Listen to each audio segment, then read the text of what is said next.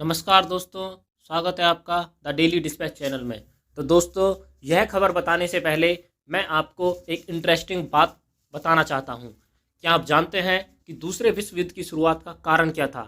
सब लोग हिटलर पर ब्लेम डालते हैं कि हिटलर ने युद्ध शुरू करवाया, लेकिन सच्चाई तो यह है कि जर्मन लोगों ने खुद अपने देश की कमान हिटलर के हाथ में सौंपी थी।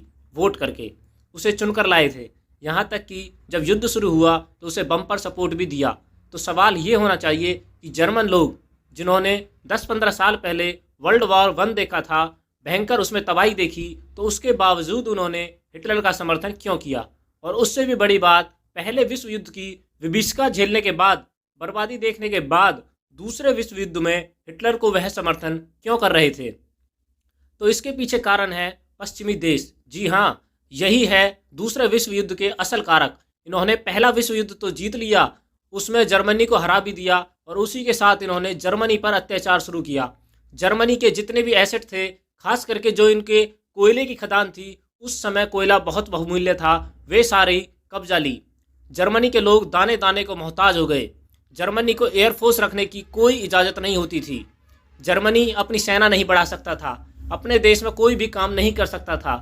यहाँ तक कि जो इनकी फर्टाइल ज़मीन थी, यानी कि उपजाऊ ज़मीनें थी, वो भी आपस में इन्होंने बंदर की तरह बांट ली थी। और इसी का परिणाम यह था कि जर्मन लोग इतने ज़्यादा गुस्से में थे कि पहले विश्व युद्ध की विभीषिका झेलने के बावजूद दूसरे विश्व युद्ध में इन्होंने हिटलर जैसे आदमी का साथ दे दिया, क्योंकि उन्हें और कोई नेता दिख नहीं रहा था जो इनके अत्याचारों को ख़त्म कर सके। लेकिन मैं आपको ये क्यों बता रहा हूँ? क्योंकि यूरोप के अंदर यही कहानी आज 2024 में रिपीट होने जा रही है। दरअसल आप सभी लोग जानते हैं कि 2 साल से रूस यूक्रेन युद्ध चल रहा है। सबसे पहले नाटो ने रूस की घेराबंदी शुरू कर दी थी। उसके चारों तरफ के जितने भी देश थे, सबको नाटो में ले आया। और फिर अपनी सुरक्षा के लिए जब रूस ने यूक्रेन पर हमला किया, तो यूरोपियन देशों ने क्या किया?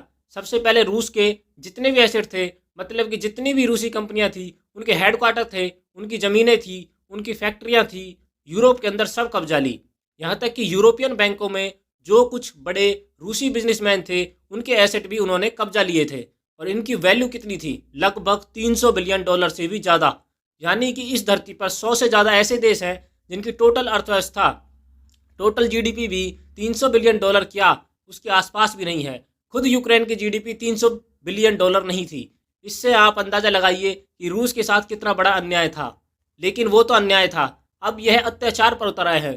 दरअसल आप स्क्रीन पर देखिए, यूरोपियन यूनियन में एक प्रस्ताव लाया गया है, और यह प्रस्ताव यह कहता है कि यूरोपियन यूनियन ने पिछले 2 सालों में रूस के जितने भी एसेट कब्जाए हैं, उन्हें बेच दिया जाए। जी हाँ, उन्हें मार्केट में बेच दिया जाए, अलग अलग देशों को, अलग अलग कंपनियों को, और उससे करीबन हमें $300 बिलियन कैश में मिल जाएगा। उस पैसे का इस्तेमाल किया जाए हथियार खरीदने में, और वह हथियार यूक्रेन को दे दिए जाएं। और यकीन मानिए, अगर यह प्रस्ताव पास हो जाता है, जिसकी संभावना बहुत ज़्यादा लग रही है, तो ऐसी स्थिति में यह ऐसे ही होगा जैसे आपने पहले रूस को जख्म दिए, अब उसके जख्मों में आपने नमक और मिर्च दोनों एक साथ डाल दिए हो। वहीं कई लोग तो इस प्रस्ताव को रूस के साथ पिछले 100 सालों में हुआ सबसे बड़ा अन्याय और सबसे बड़ा स्कैम बता रहे हैं, क्योंकि वाकई में यह ना सिर्फ लीगली गलत है, बल्कि एथिकली भी बहुत ज़्यादा गलत है। और रूस यही कह रहा है कि हम इसे इंटरनेशनल कोर्ट में चुनौती देंगे। लेकिन मुझे नहीं लगता कि इंटरनेशनल कोर्ट में भी यूरोपियन देश रूस का कुछ होने देंगे। लेकिन सवाल है कि यूरोपियन देश ऐसा क्यों कर रहे हैं? क्या यह सिर्फ रूस को चिढ़ाने के लिए है? नहीं, दरअसल इसका कारण है यूरोपियन देशों की अर्थव्यवस्था। आप जानते ही हैं कि आधे से ज़्यादा यूरोप इस समय रिसेशन में जा चुका है, आर्थिक मंदी में, और बाकी का आधा यूरोप उस कगार पर खड़ा है, यानी कि कभी भी आर्थिक मंदी में जा सकता है।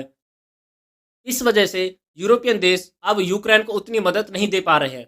अगर आप पिछले 2-3 महीनों का ट्रैक रिकॉर्ड देखें, तो धीरे धीरे यूरोप अमेरिका की जो मदद है यूक्रेन के लिए, वो लगातार स्लो हो रही है, और इसका ज़्यादा फायदा रूस को मिल रहा है। रूस पिछले कई दिनों के अंदर कम से कम 2 दर्जन से ज़्यादा गांव और 1 दर्जन के करीब छोटे बड़े शहर कब्जा चुका है यूक्रेन के, और लगातार इनकी राजधानी कीव की तरफ बढ़ रहा है। तो ऐसे में इसी का तोड़ निकालने के लिए यूरोपियन देशों ने यह कुटिल चाल चली है, क्योंकि $300 बिलियन अगर यूक्रेन को मिलेंगे, तो यूक्रेन की बल्ले बल्ले हो जाएगी। यूक्रेन को कम से कम 2 सालों के हथियार मिल जाएंगे रूस से लड़ने के लिए। लेकिन क्या रूस के लिए कोई उम्मीद की किरण है? तो उम्मीद की किरण तो है। दरअसल यूरोपियन यूनियन में ऐसे प्रस्ताव पास करवाने के लिए आपको सर्वसम्मति चाहिए होती है, यानी कि सभी देशों का साथ। लेकिन कुछ ऐसे देश हैं जो हिचक रहे हैं रूस के खिलाफ इस प्रस्ताव को पास करवाने में, जैसे कि हंगरी हो गया, इसके अलावा जर्मनी हो गया। यह देश अभी थोड़ा हिचक रहे हैं क्योंकि यह लोग परमानेंट दुश्मनी रूस के साथ नहीं करना चाहते, क्योंकि उन्हें पता है युद्ध एक ना एक दिन खत्म होगा। तो यह लोग रूस के साथ व्यापार करना चाहेंगे, क्योंकि यह लोग नहीं चाहते कि रूस के साथ परमानेंटली संबंध तोड़ दिए जाएं। इसलिए जर्मनी और हंगरी जैसे देश रूस की एक बड़ी उम्मीद है। हालांकि देखने वाली बात यह है कि आगे यूरोपियन यूनियन पार्लियामेंट में होता क्या है। जो भी होगा सबसे पहले यही देखने को मिलेगा। इसलिए चैनल को सब्सक्राइब कर लेना। धन्यवाद। जय हिंद।